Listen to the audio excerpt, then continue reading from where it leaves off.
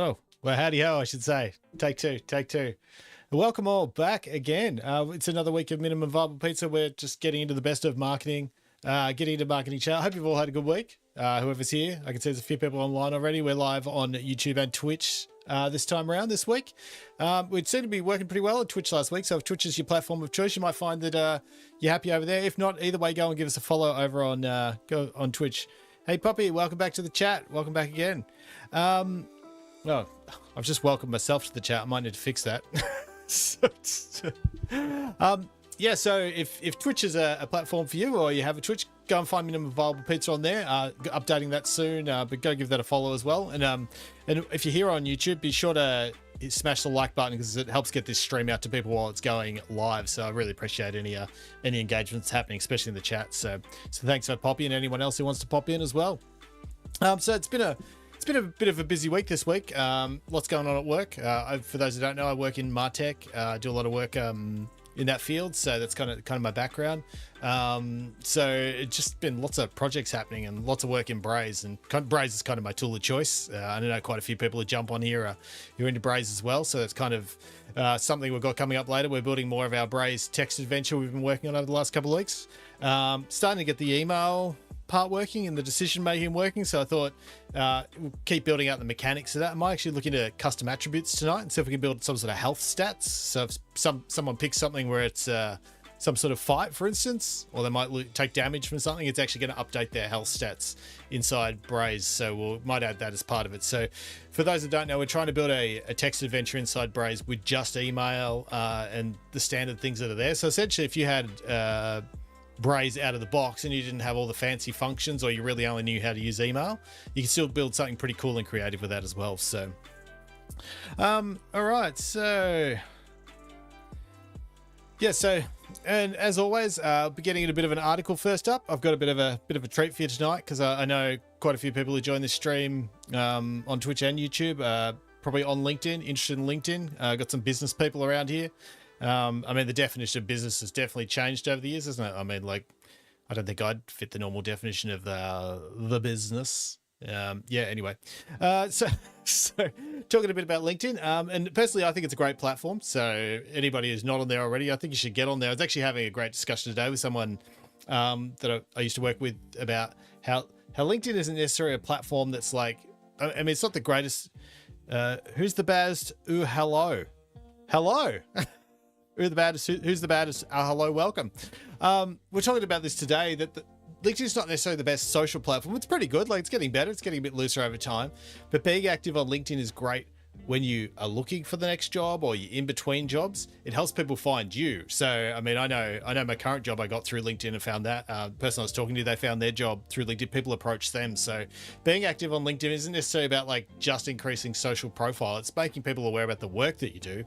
So when you need that, the network's already there. So how you doing, Ava? Good evening. Welcome to the show. So you're over there on YouTube. Anyone on Twitch as well, come and join us. Yeah, so we're going to talk a bit about that as well. I've switched my artwork around in case anyone hasn't seen. I've put the other one up the other end. So this is graphic designer. I think it's Moira Vientes. This is a Cuphead she did, but she's a great 3D graphic designer. You should look her up. Her work's actually really amazing. So check that out. I love this picture. All right, well, since I've only got an hour tonight, as I usually do, might jump into this LinkedIn report, see if teach all these people about why this is so important. Oh yeah, I got a bit of a hair trim during the week, by the way, too. So that's all happening. All right. Let's check this bad boy out. This is for anyone, if you're looking for this article. Oh yeah, I also bought a new microphone during the week as well, I should say. Like that also happened. I ended up with this Elgato microphone that I've been eyeing off for a while. My old microphone's actually here. So I have two now. This is a condenser. For those who don't know, this picks up sound pretty much, most of the way around. This is a dynamic microphone, which pretty much just picks it up in the end. So I like audio gear, so it's nice having two of these. So, but for some reason, this is still sitting on my desk. I don't know why. I think because I just like the look of it. Anyway, back to LinkedIn and all the great things that are happening over there. So a report came out this week that LinkedIn, this is on social media today, that LinkedIn reports record levels of engagement and looks to address artificial interactions. And before I even read that, I pretty much know what that's about. There's a lot of fake clicks and things happening on there. There's a lot of fake content coming up on there. We're sort of in the AI bot era, so that's probably where that's coming from. But anyway, LinkedIn has done it again. I mean, I don't remember when LinkedIn did it the first time, but I mean, that's cool. So every quarter, LinkedIn's parent company, Microsoft. Oh, that's right. LinkedIn is owned by Microsoft now, for those who don't know. So, well, I mean, they've been owned by Microsoft for quite a while. Cup of tea. Yeah, great platform. Good purchase. LinkedIn's parent company, Microsoft, posts its performance update, which outlines all its various tech projects and elements and how they've fared over the preceding 3 months. So that's every quarter. And every time without fail, in literally every update on LinkedIn's performance in 2018, except one. So that was a bad year, whatever that is. I feel sorry for those people who are doing it that year. In virtually every report since acquired platform, Microsoft has reported the exact same thing. LinkedIn saw record levels of engagement. I mean, that's exciting. It's obviously a good purchase on their part. I just need to unlock this for 1 sec. Sorry, guys. Just realized I might be booming out your end, and we don't want to be booming. So if there's any problems with volume, make sure you let me know. All right, so LinkedIn saw record levels of engagement, which it's seen every year except for one, which seems impossible, right? Surely LinkedIn can't be seeing record levels of engagement every single quarter, right? Right? What about the Christmas period? LinkedIn's seeing record levels of engagement over and above regular interaction. Yeah, I find it hard to believe that a business platform is finding it that they're booming over the Christmas period, because it really doesn't happen.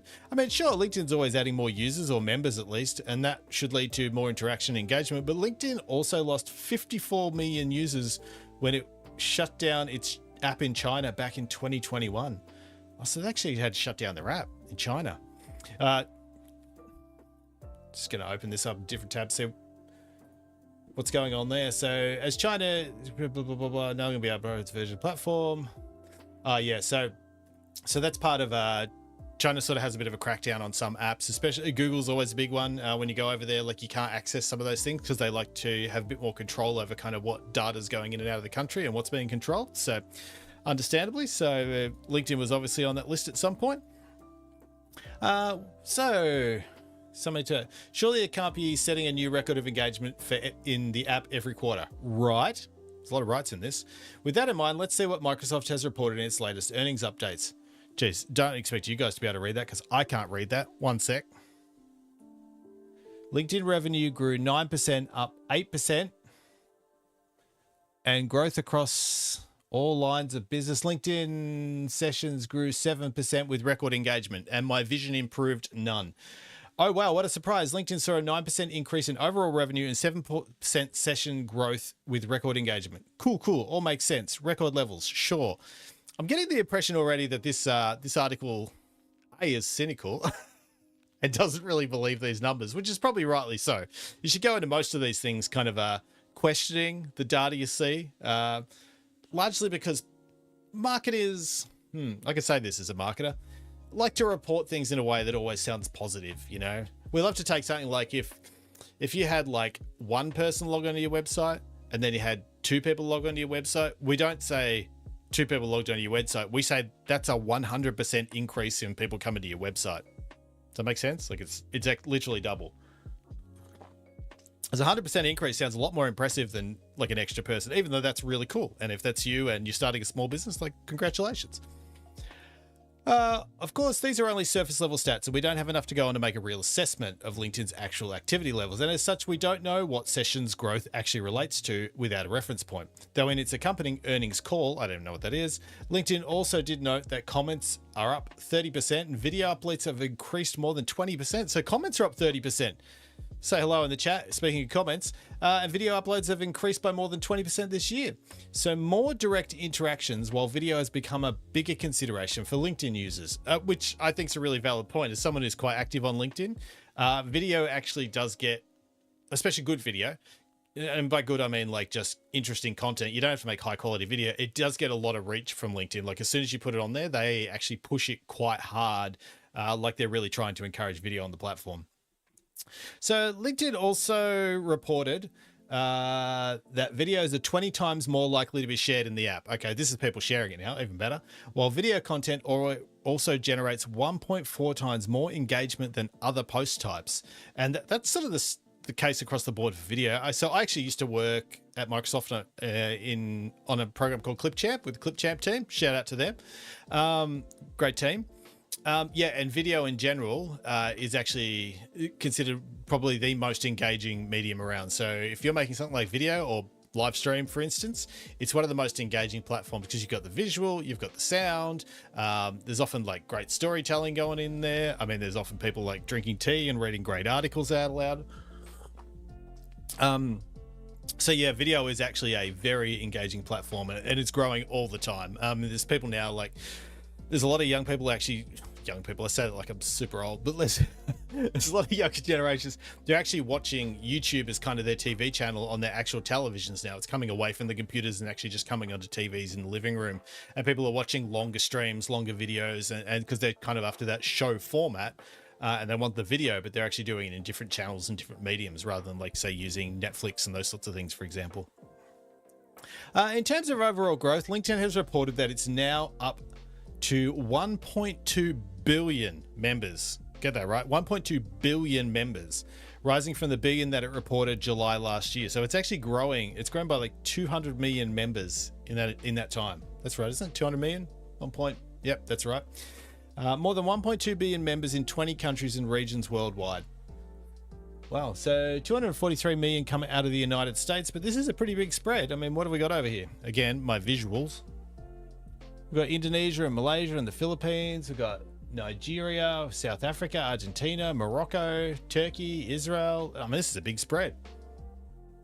Yep, all the way down to Norway. So they're covering quite a spread of people on this app. So that's another good thing. Like if you're not on LinkedIn, you're actually missing opportunities to connect with all these people in a business capacity, assuming all these people are legitimate.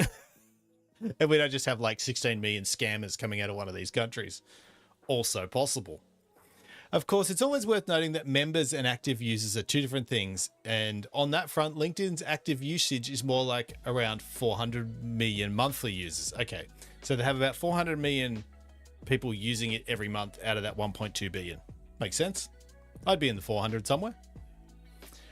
But it sounds good, I guess. Record levels of engagement. 1.2 billion members. It sounds better than slight increase in engagement. It's what I was talking about before, the way we position things. And 400 million MAU, that's monthly active users for those who aren't aware. And Microsoft isn't obligated to report anything further, so it's not like they're doing anything wrong. It just seems a little unclear and potentially misleading as to LinkedIn's actual performance. That also becomes a point of contention amongst LinkedIn users who have reported seeing more and more examples of automated engagement and engagement pod activity in the app. I don't really know what that's referring to. Someone can let me know if they know what that's referring to, but there's definitely a lot more automated engagement. I mean, this initially started, we saw this a lot with, especially with emails. When you send emails, they have a lot of what's called machine opens now, where a machine actually opens the emails we send out, partly to open it and check it for links, like virus checking, but in some cases, just machine opening it and getting clicks off those emails. Okay. I think they're about to explain what engagement pods are. So after my confusion, engagement pods are coordinated groups of users that work together to comment, like, and engage with each other's posts. Yes, these stupid groups. This is basically where you get together with a bunch of other people, and if I'm offending you, I'm sorry. Too bad. I think it's ridiculous. You get together with a bunch of other people, you go, I will like and share your posts if you like and share my posts. And you see this a lot on Instagram and TikTok and these sort of places.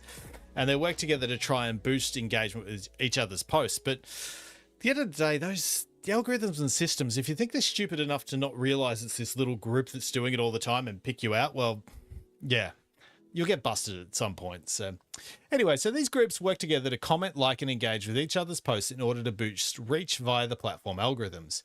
And like other social apps, there's a range of platforms and offerings that provide LinkedIn pods as a service. Oh, come on. Come on. LinkedIn users have provided data to SMT, social media today, where we are, that shows artificial engagement activity like this is fairly common in the app.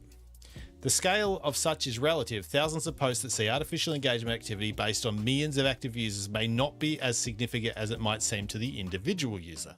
But there are clearly a lot of artificial engagements happening in the app, which are getting harder to detect due to the adoption of AI tools to create such.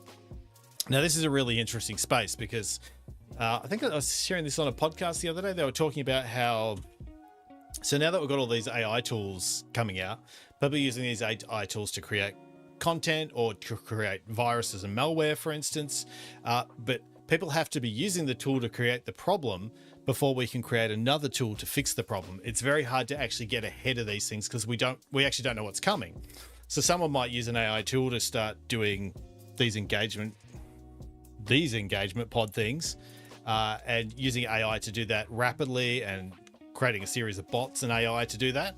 But until they do that and we see how they're doing it, it's really hard for us to create an AI security thing over here to protect from the AI pod they've created over here. So it's kind of this whole chicken egg deal where we're constantly the chicken.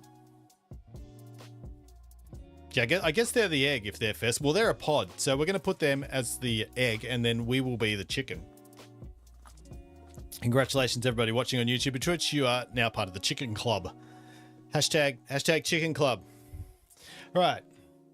Combine that with LinkedIn coaches who encourage users to comment and engage as much as they can in the app in order to increase their visibility. I mean, it's not a bad idea, which in itself could indirectly contribute to engagement pod activity. And this is a difficult challenge to police, though LinkedIn tells me that it is working to address it. Users to comment and engage. Okay, so this is coaches telling you should comment and engage as much as you can so you're visible in the app, which is great, but you might inadvertently be commenting on posts by these LinkedIn pods that have already been boosted and not be aware that's happening. I spoke to LinkedIn about concerns with engagement pods and automated engagement, and the team is well aware of the concern and is actively working to improve its detection and enforcement measures. And I know from working at Microsoft that if LinkedIn's like the Microsoft team, because they own it, they are constantly working to shut this sort of stuff down. Like, they are big on security. LinkedIn says that it reduces the reach of such activity when detected, while it's also looking to educate creators on how and why they should avoid such activity. I mean, first point, people, don't join a pod. Seriously, people are doing these pods. Like, I really have a bit of a problem with it. Not because it might not boost your engagement, but like, surely you just go to bed at night feeling a bit like cheap and dirty, just like, I got some super engagement today, but it's really just Tony, you know, over in, I don't know, Turkey, and Betty over in the UK, and people you just decided to get in your pod with and then boost each other's stuff. Like, it's just cheap engagement. You can't feel good about it. I mean, even if your post looks like it's doing it right, surely you can't feel good about it when you go to sleep at night. I mean, I know it's not illegal, but it's still gaming the system. Like, anyone who's doing that, you clearly just need to make better content. Your content's obviously rubbish if people don't like it just naturally. So I said what I said. In addition, LinkedIn says it's actively taking action against engagement pods that violate its terms of service through behaviors like automation. Good. Shut them down. And while some of this activity is difficult for LinkedIn itself to enforce, given that such programs are often coordinated off-platform, it is aware of the engagement pod services that exist, which is another area exploring. Surely this isn't a hard problem to solve, is it? You just go on Google and just be like, I'd like to be part of an engagement pod. You know what? We can try that. Where to rent an engagement pod? LinkedIn pod agent, LinkedIn influencers. All you need to know about automated LinkedIn pods. How to increase my LinkedIn engagement.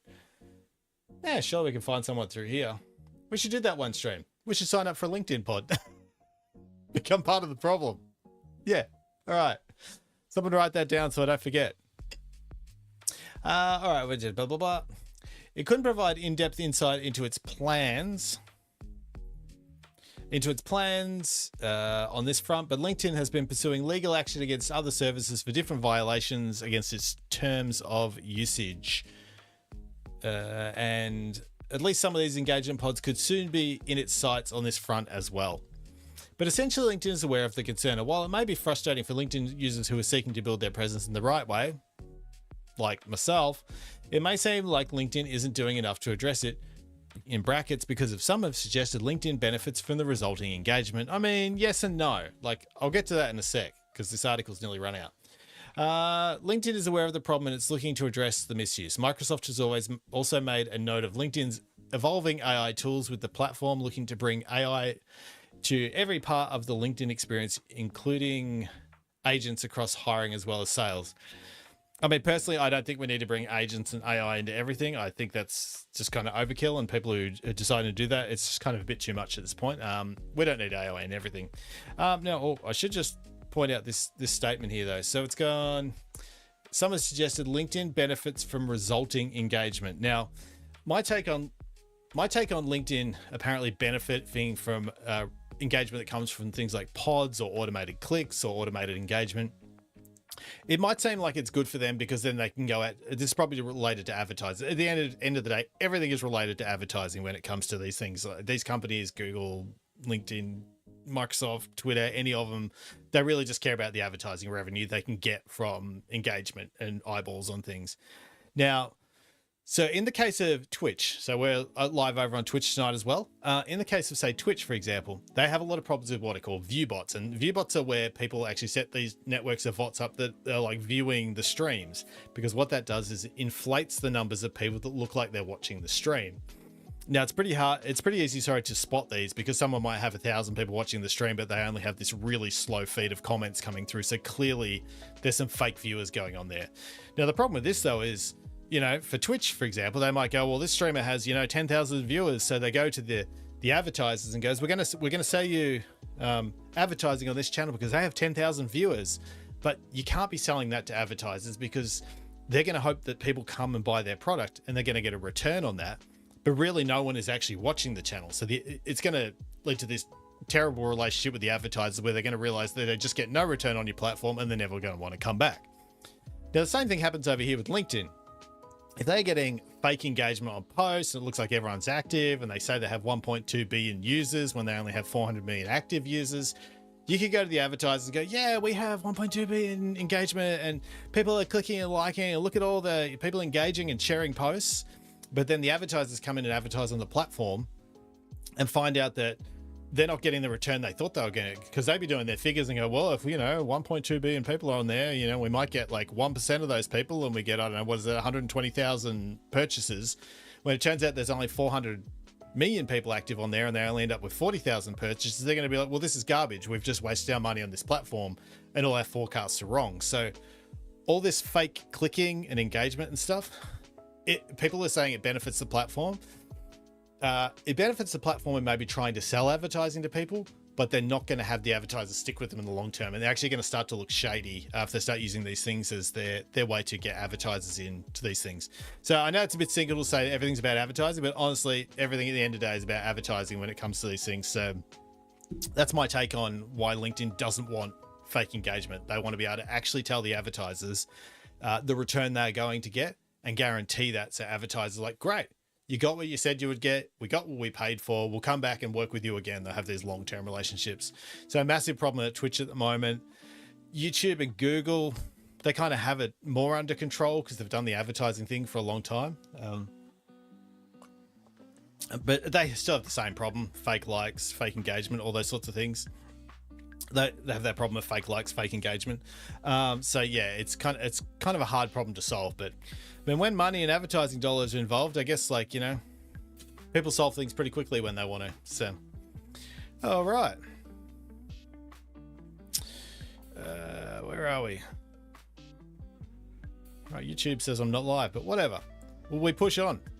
All right. So anyway, the other thing we're doing tonight, we're going to get back to our text adventure because I'm only here probably for another 33 minutes at this point. All right. I'm pretty excited about this, by the way, because, man, I don't know about you guys, but I grew up playing text adventures. Oh, Jesus, nearly knocked my desk over. I actually grew up in the era of playing text adventures, especially when they started as text, and then they started going to text with graphics. I don't know if anyone remembers Sierra games. Let me find Sierra games for you.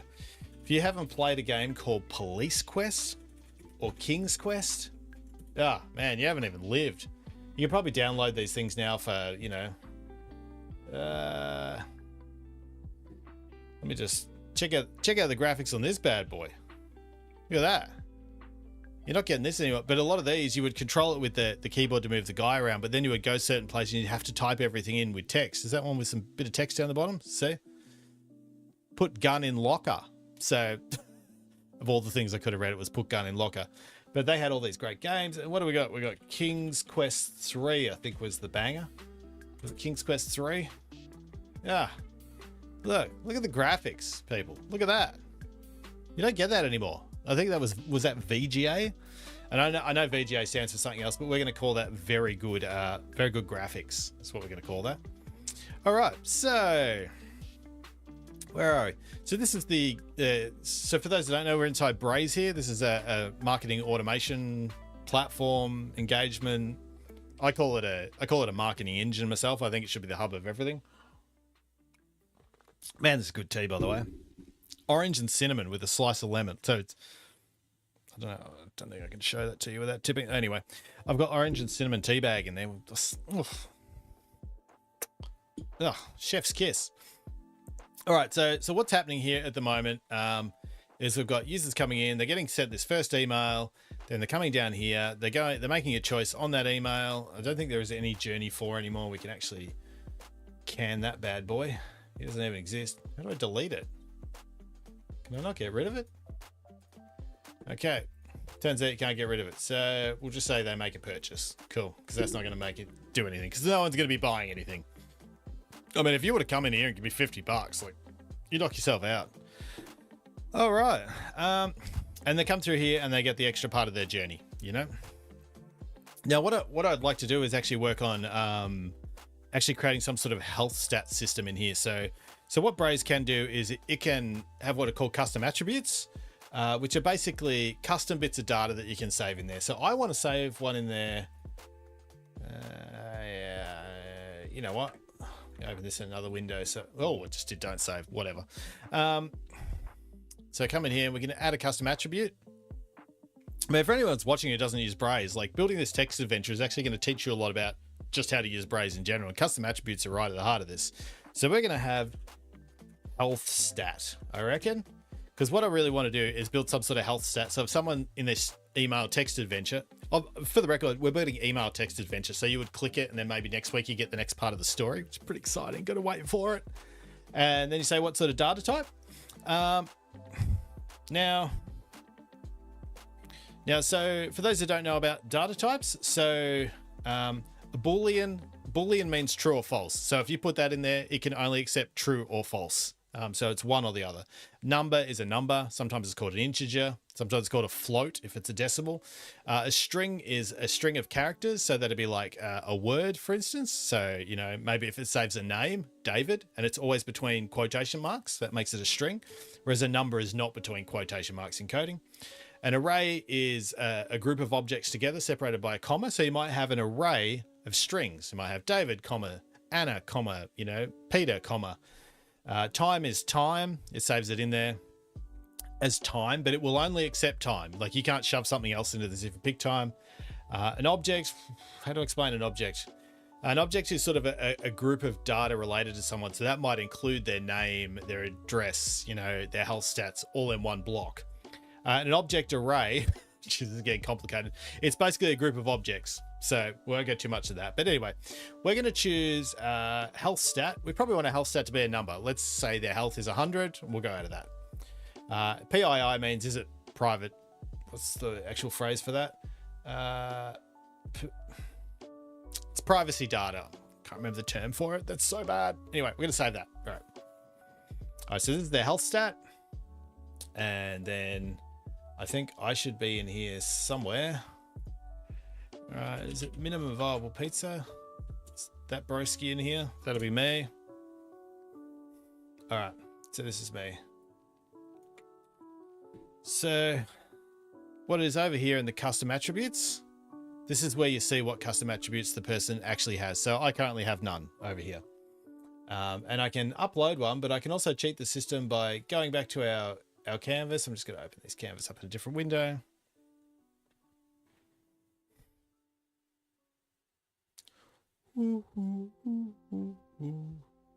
Text adventure.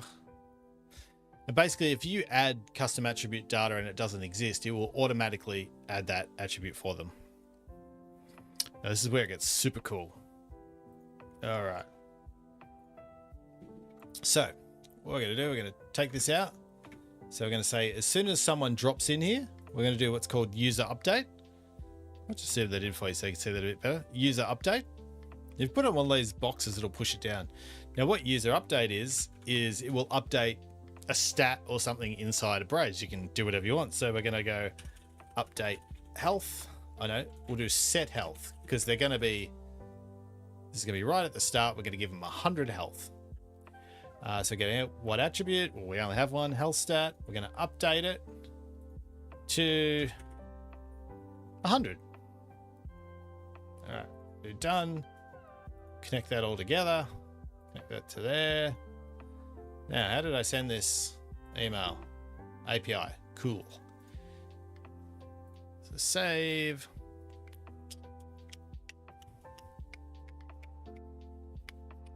Now, just put this back on chat for a sec. So I've got to open my mate Bruno, my API app, but I just don't want to accidentally open in the wrong window and you guys will see my API keys because that would be a problem. All right, so we're going to set this up as MVP prod, update this. I can go back to presenting. All right. Update canvas, because we made some changes. All right. Now, if I trigger that, we've got 3 entries over here at the moment. So I'm using an API tool to trigger that. That's Bruno, little Bruno down here, little dog. He's so cool. Love him. It's basically the same as Postman. If you're using Postman, it's the same deal. Just Microsoft decided they would be using Bruno because they didn't trust Postman for some reason. I don't really know the details. They just thought it wasn't as secure as they wanted it to be. And they started using Bruno, so I started using Bruno. I feel like Bruno's open source as well and very pro open source software. So you can see 3 people have entered here. Hopefully we see this go to 4.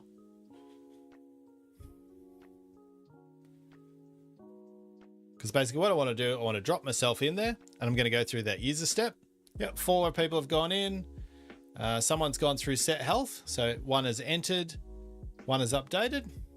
The email has probably arrived. Apparently I'm live on YouTube at the moment. It's good they let me know that every time I do this.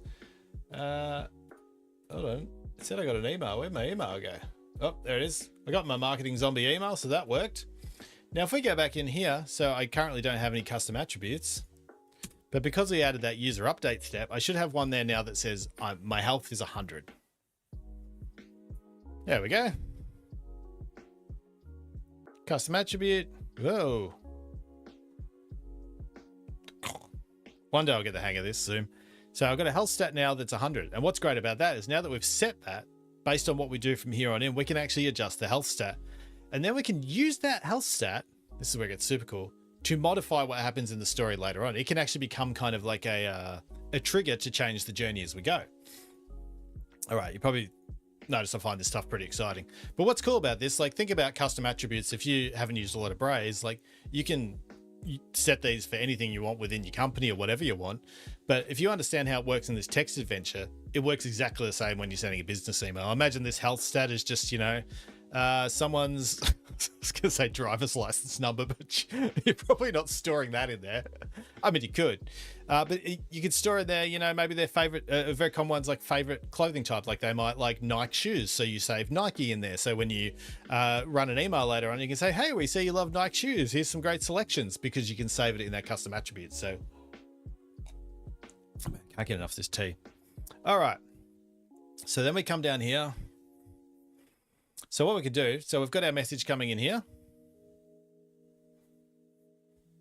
So last week we started putting our message into a catalog so that it would actually pull from a catalog. So all this is pulling out of a catalog. So the email actually looks like this at the moment. We actually don't need 001. The email looks like this because it's actually pulling from a catalog of data to fill this out now. So it actually, yeah, so your email can just basically be this template, and it can rip in different items based on what they do with the buttons. All right, so what we can do, this is the body. We can add another block, right? Let's add another block just here. We'll duplicate this one, and we'll go over to personalization. I'm going to zoom this. I'm just going to take this off and go over here. So go over to personalization now. Now you can type this in manual if you want to, but if you go to personalization, you know you get the right text the first time around. Go custom attributes, search for an attribute. We only have one, which makes it very easy. We do a health stat. And then it will tell you the actual text you need to write. You can just click copy there. You can come back over here, pop that in there. Now what we can do is it will automatically write whatever that number is into the email. So we go, your current health is colon. Maybe we'll put that in bold. Maybe put it in italics, just so we know that's exactly that. So your current health is this. And so when we send that email now, because it saved that 100 in there before, when I get another email, it's actually going to tell me my health based on what's in here. So because it's 100 in here, it's going to send me an email that says it's 100. So I got to save that, save,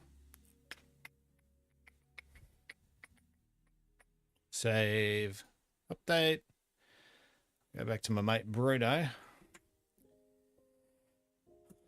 We don't talk about Bruno, no. We don't talk about Bruno. All right, we just have to wait for that email to come through, but it should actually say now that my health stats are 100. But you probably noticed, like, we didn't actually write 100 in there. We wrote the custom attribute. So whoever this is sending to, look at that. In case you can't see that, your current health is 100. So as that attribute updates, it will actually change this figure. And just to show you that actually works, because I'm shoving myself through this funnel over and over and over again, we'll go in this user update step. Health stat, we want to update that to, let's make it a weird number. We'll make it 87. We'll do done. We'll save that. Save that. Gosh, this is going to be awesome when this gets kicking on this text adventure journey. What I'm trying to do at the moment is actually just make sure that all the mechanics are right, because once I've got all the mechanics in place, I can just start replicating this through the whole thing. All right, go back to my mate Bruno. There we go. And we wait for the next email to come through. So YouTube, you are now live talking about this. I don't want any. Oh, no, that's. I mean, Crocs Gundam. That's a good deal if you want some Gundam Crocs. Does anybody watch Gundam? You watch anime? I've done a bit of anime. All right, here's our email. Look at that. Health stat now 87. I didn't change this email at all. It just updates this attribute. So now what we can do is work with this health thing to make it change based on what the user decides to do in their journey. So back to our super cool canvas. We'll edit that.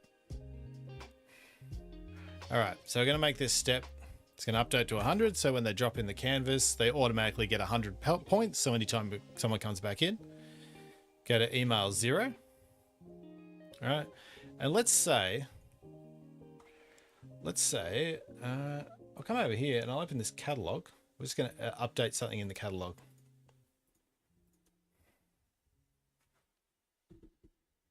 So catalog is where it's pulling this email data from. So I have this marketing text adventure catalog. And in here, so item 000 is what we're working with. This pulls in the title. This pulls in the body copy. And then over here we have what's written on the 3 buttons. So we have search your desk for anything useful. And then what we can do is we can make email to, hurt them in some way.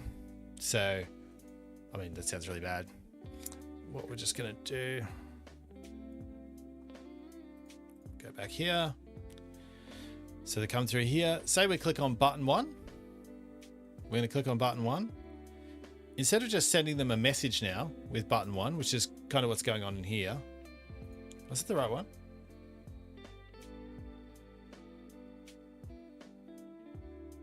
Oh, I just need to update this email. I don't have the, we don't have the catalog pulling into these ones yet. That's okay. What I'm going to do, I'm just going to zoom this out. I'm just going to delete these. Actually, I'll just delete the first one because it's the only one. Yep, we'll delete all these. Duplicate this one. Yep. Put it here. Confirm. Now, this is journey 1A. Now, what we can do just to make sure that we know that this catalog is updating, if we go in here This is what makes catalogs really cool too, is currently it's pulling from item 000 in that catalog. What we can get it to do now is to pull from item 001. All I need to do is update that, and everything in here will change to what that catalog is. And I think it just has a few sort of, you know, lines of text in there at the moment, but that's okay. We're really worried about this health stat at the moment. So we're going to go in here. So option 1, if they select that, what's going to happen is they're actually going to get damaged on the way through and their health's going to drop off. So if we take this away, I'm going to move that down. We'll duplicate this update step. I mean, we could grab a new one, but we're going to duplicate this one. I'm going to put it in here. I'm going to join it up here. And we'll call this take damage, because then we know what it is if we come back. Now, what this is saying is the health stat, what do we want to update it to? Now, we have the option to update it to an actual value, or we can say we want to increment it, so go up by a certain value, or decrement it by a certain value. So in our case, let's go, we'll decrement it by 7. So if we do decrement by 7, and they were, just for those who can't see, if we decrement it by 7, if they were 100, they would come down to 93. Or if they were already, say, 93, they would come down to 86. So decrement can be probably a good one for this game, because then depending on what they're on, when they go through that step, they're going to take equivalent damage, but it's going to take it off whatever they're up to at that point. All right, so that's an option 1 there. So basically what we should see them come in here. It should be 100 at this step. And then when they get the second email, they should be on 93. I don't know if you noticed how sure I was about that answer then. I was actually pretty confident. So this is pretty cool. This has actually been a lot easier than I thought it was going to be. Like, because once we get the catalog sort of in place, and then we get this mechanic of health in place, and maybe we have a fight mechanic or something, which would be the same kind of setup.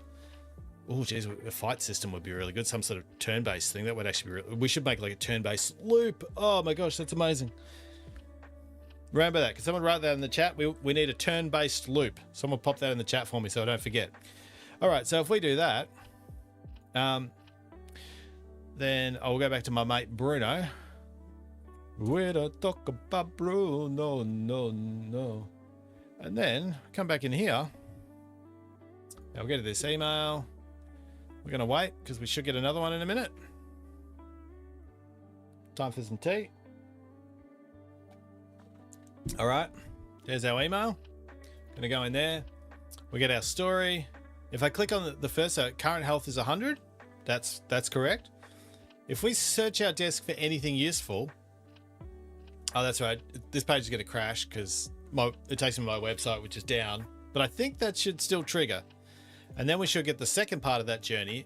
And what's going to happen there is it's going to go through that decrement step here, and it's going to take off, take damage step, and it's going to actually take off 7 from our current 100. So the next email should say that our health is currently 93.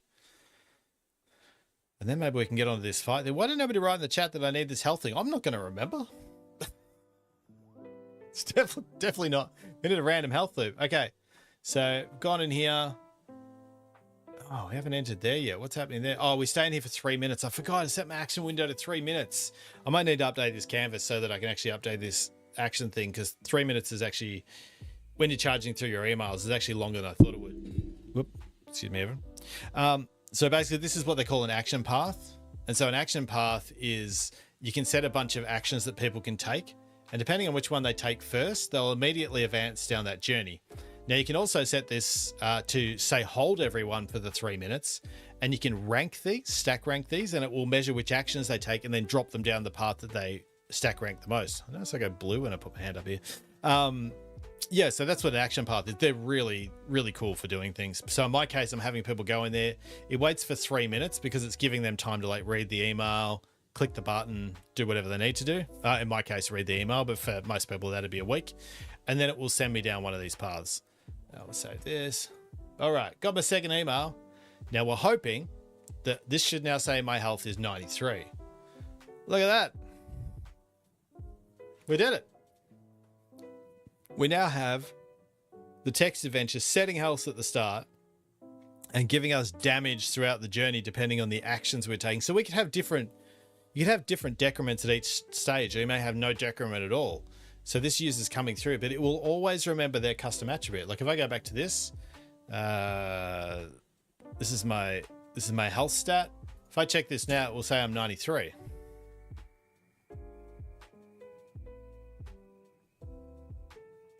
So it's actually saved that as 93 in my user profile. Now, the way I've set up this canvas though, if I go back in there again, it always resets me to 100 at the top. I mean, if you wanted to, you could take that out and people could kind of go on this journey and this health stat never actually resets. And basically once you're dead, you're dead. You could literally write a text adventure that had, I think they call it permadeath in normal gaming, that had permadeath. And once people's health stat ran out, well, that's your email journey over. Actually, that'd be a great competition. You could run a competition where people go through and they have a health stat and they're trying to answer this email journey and they're trying to get to the other end of the email journey to win a prize or get a coupon or something before their health damage runs out. And the first person that does it gets some sort of prize. Everyone else just gets permadeath because they don't make it all the way through. Man, that's actually a great idea. Not as good as this tea, but otherwise. Do I make a cup, by the way? Because this cup, you can't see it. Like when it's hot, this Game Boy screen actually lights up. It's one on both sides. It has, I think it has Mario on one side, and I don't know if it's Zelda, but this cup is awesome. Pretty sure my kids gave me that cup. Anyway, awesome, love it. All right, now, so I've got damage working, and I could do increment. We can make it go back. Oh, you can make it go back up again with a health potion, for instance. That's totally fine. But what we want to try and figure out now is, how long we got? We got 10 minutes. We'll be able to do it in 10 minutes. I mean, this was easier than we thought. So what I'm thinking is I'm going to get rid of this step. I'm going to duplicate this one just so we have a different email. 1B. I'm wondering if during this step we can have some sort of fight sequence. So basically what we want them to do is we want it to come in. I have to think on this. So let me just put it back here for a sec while I open up my Figma. I only flick it back to this one because chances are there's something in here you may not want to see. Not because I'm doing anything dodgy, but let's start a new Figjam. Do you guys like Figma? Anybody here use Figma? I love it. All right, so we go back here. Don't have Figma now. So I want a pencil. Great. And black's fine. So I want the user to come in to a fight sequence. Guess I could have used paint for this, by the way. And so we want there to be an enemy. Give them an E and the user. And then the user will come in with their health stat. Let's just give that a plus sign. So they come in with whatever their health is at the time. So they might come in as their 93, for instance. Actually, we could put them in that same flow. And then the enemy will come in with a certain number of health. Let's say they have 10. And then we essentially want it to random here. Actually, this would make way more sense than what I was just doing. Random number. We want it to randomly... Well, this would be turn-based. We'll do turn-based. So... enemy attack, random attack value is what we want. And then we want user attack, and each time, and we want the enemy attack and then minus attack value from health stat. So whatever that, I'll zoom this in for you guys. Whatever that attack value was that the enemy did, so they say they come in with a 3, then we would actually go down from the 93 to 90, and then we would do a value, and they would go down from that. Oh, so the enemy needs a custom attribute, so it needs a value, so it knows when it gets to 0. Okay, this is gonna be a little more complex than I thought, but we can get started on this. And then we also just need a way for it to go back and forth. I wonder if we put in like some sort of loop, some sort of for loop. All right, let's get started. First things first, the enemy needs a custom attribute because no, I don't want to leave. I want to open a new window. I don't know you guys, I love just opening tabs for everything. It's the best. All right, so So an enemy health. And we really probably only need one of these because unless you're going to have multiple enemies, when you get into a fight, you could just reset this to whatever the enemy value is. Take it down to 0, get in the next fight, reset it, take it down to 0. So it's going to be a number. We'll do that. So the enemy gets some health, the user gets some health. Then in our canvas, we have, duplicate this. So set enemy health. So let's say we set the enemy health to, we'll update them to 10. So we're coming in with 100. And then we want enemy health. We're seeing that. It's exciting. Is anyone else excited about this? I think it's going to be a great journey. All right, so they're coming in there. Set their health. Our health will be whatever it's on. We don't have to change that.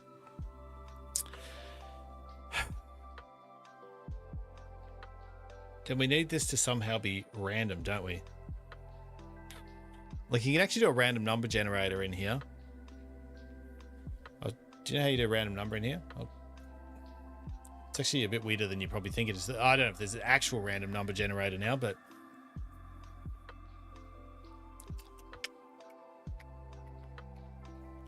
let me, I'll chuck an HTML block in here. It'll be the easiest way to show you this.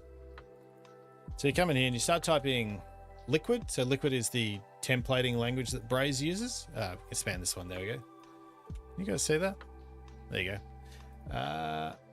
So it uses this language called Liquid, which the percentage sign. I think this is how we do this. And you do sign random.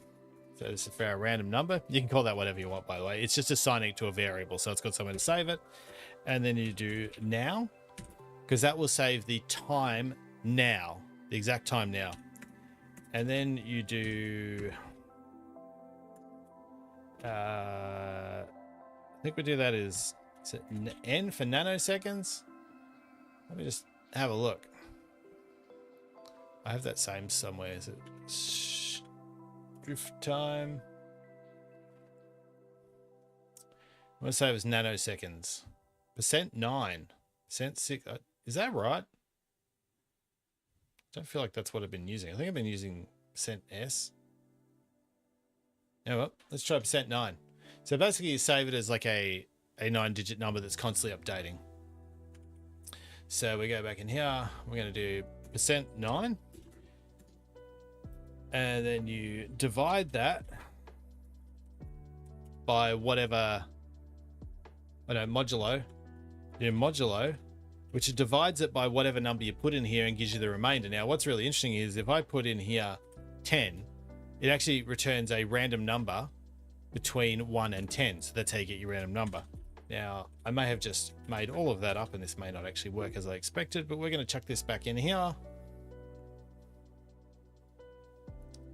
No, I want to preview that. Took my thing away. All right. So you got 0. If I do custom user, just type a letter in here, it'll keep updating. 0. 0. Someone's made a boo-boo. All right, %9. I honestly reckon this is %n. Oh, no, that needs to be date.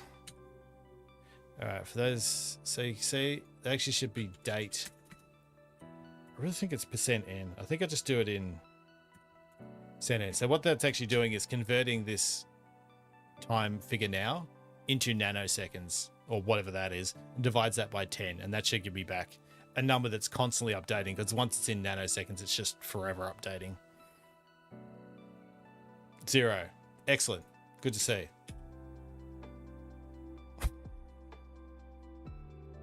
I'm going to figure this out. I'm going to figure this out before next week, because what we want to do is randomly pick a number and then it will come back. The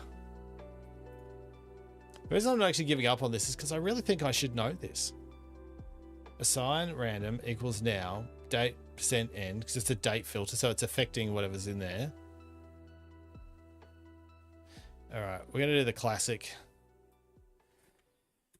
Let me show you how to debug things, people.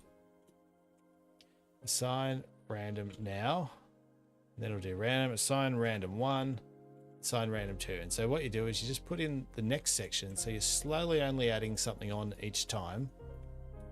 And you can see which bits actually print out. So we're going to print out random 1 and print out random 2. So we'll see whether we'll take this off here. So that first one should just give us the time now, and we'll know if that's working, and so forth. And the time with the date in nanoseconds. So if that's working, then with time with modulo 10. And then we preview that. Debugging, like, it's half the art, guys. Oh man, why is that not even working? What have I done? Like, it's just writing now. Time equals random now. Oh, because that needs a date filter. It needs something. I know this works. Percent day / percent month / percent capital Y for year. Oh, it should show that. So I've got percent little d for the day, 2 digits, percent month, 2 digits, percent year, the whole year. And I did capital Y, that's the capital, so done. And I'm going to preview that again. Custom user. Okay, so you can see down here. You can see down here the date's working. So I'm getting that bit. That bit's coming in. Excuse me. It's what I'm using for my time that's not working. So if I do date now percent %n, it doesn't like percent %n.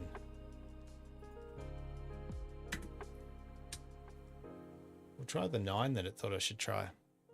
Now that we've figured that bit out.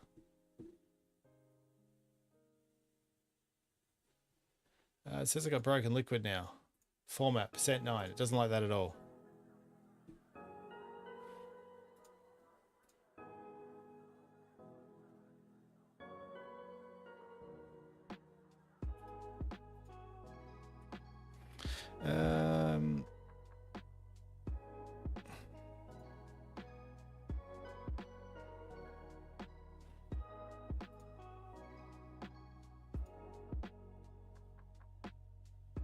All right.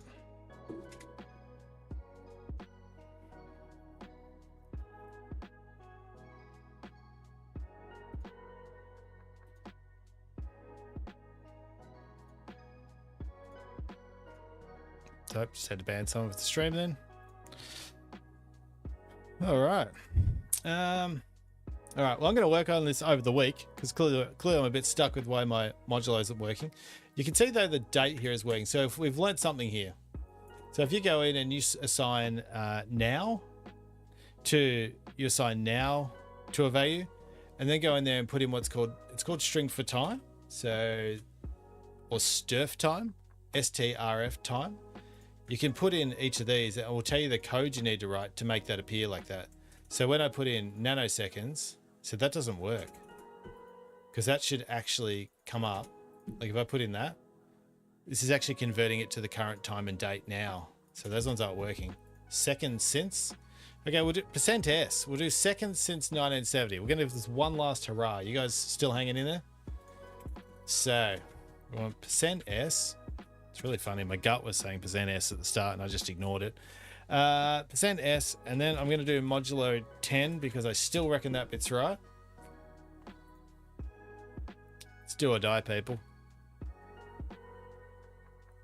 All right, there we go. 7. Can you see that? We've got 7. So we've got it working. So I'll put something in here and update this. We got 8. We got 1. We got 5. Yeah. I think we get every number between 0 and 10, or do we? So I'm just not sure if I get 10. I can't remember which way it is. We haven't seen a 0 or a 10 so far. So how long can we do this for, you reckon? But to show you why that's so cool is if I go back in there now, I'll expand this back out. We'll move this back up. So we've converted this to seconds since 1970, this date. And what we're doing is getting this constantly updating random number. Now, if I change this, say, to 25, then we'll start getting random numbers between then and 25. Now, I'm just going to copy this down there. And I'm I'm just going to change this just so you can actually see what's happening here. We'll call this random 1. They should be the other way around, but whatever. Random 1, just so you can see the actual seconds that we're working with that this is coming from. So, all right. So down here. So this is the random number we're getting, this 23. Because I've set it to 25 now, you can see we get these random numbers. But this is the nanoseconds that it's updating from. But if I update this, you'll notice these nanoseconds, because they're just changing all the time. See? This number's different again, 638 at the end. 644 at the end, so now we've got 19. So by doing this is a great way to get random numbers using the date and time, because Braze doesn't have an official random filter in it like other languages do. See, now we've got 2. Well, this will be our last one, just so you can see. Now we've got 8. And so these nanoseconds are constantly updating. This is how we're going to get our random number. Now I need to have a think over the week about how we're actually going to get a loop going in here, because I kind of want this turn-based thing going back and forth until the enemy or the player is dead. Which I feel like if I can avoid doing it with liquid in a loop to make it a bit easier for you guys, that'd be great. I don't know if I could do like yes, no loop and just have it actually cycle around on itself. That would actually be kind of cool if we could actually do something like that where it's like yes, no. Let me show you what I mean. Whoop. Present, send this back out to where it should be. See, I'm kind of wondering whether we can actually have like a decision split here. So it makes a decision. And if it's no, we can have another decision split. And I don't know if you're allowed to, but then like feed these back into the top of each other and just have this cycling around. You know, this goes into another step. And then it just creates this loop. So it's a yes, no, yes, no, yes, no, and it'll go around. We'll put a health step in between. It'll actually take health off as it goes around, create a random number, have a fight, and then drop out. If that works, like honestly, if that works, that will be awesome. Anyway, thank you for everyone who tuned in tonight. Thank you. I can see some people over there on YouTube. I can see a couple of people on Twitch. Thank you for tuning in tonight. I'll be back next week. Start working on more of this text adventure. I kind of want to knock this out because I'm pretty excited about it. And if you don't know much about Braze, this is a great way to learn. You can always find me on LinkedIn. You can find me here every Wednesday. I stream 9:30 Australian Eastern Standard Time at the moment. Might adjust that in the future. Hopefully knock out a few longer streams moving forward. But I really appreciate everyone turning up. And you can always catch the replay of this if you haven't caught it all. You can catch it. The best place to watch it is YouTube because you can rewind it. But you'll also find them on Twitch as well. And I have other content. So thanks for tuning in. Thanks for checking this out. Can't wait to get this text adventure going. I don't know. Personally, I'm very excited. This stuff, oh man, doing cool stuff with Braze is super cool. So I'll catch you guys next week. Peace out. As always. Love you all.